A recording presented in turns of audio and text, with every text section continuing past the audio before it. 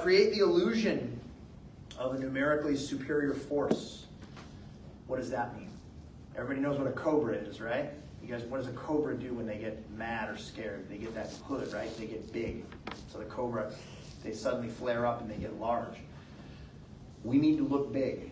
And so what can make us look big? Moving, right? If we engage from one location and then move to another location, that can make us look big. What also makes us look big? Numbers. If you and I are working together, that's numbers. That makes us look big. So those are good things. Volume of bullets that are going off, those things can make us look big. All those things can help. Crossfires, remaining mindful of crossfires. So let's look at our little room diagram we have here, or our hallway diagram rather. I want everybody to look at something here real quick. Let's say we got a couple more rooms here.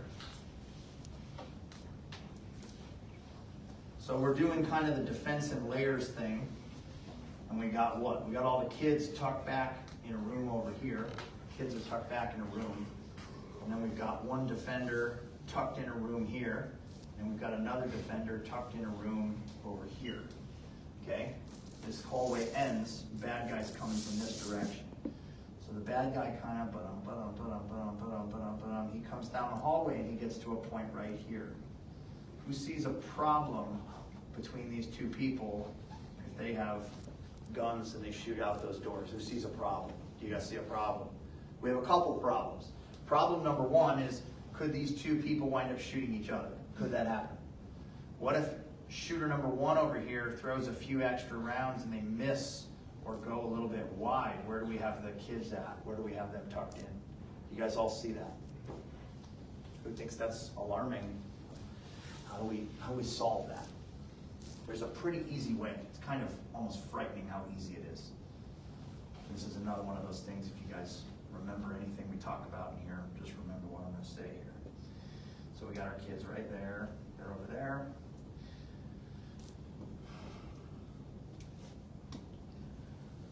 Same side. Set up on the same side of the hallway. So if we had that other assaulter right there, or that other defender rather, where our bullets are going now. Who's shooting back towards the kids? Nobody. Everybody's all on the same side of the hall. Until the closet. This guy comes down right here. And we've got him front and back in those multiple fires, defense in multiple layers right there.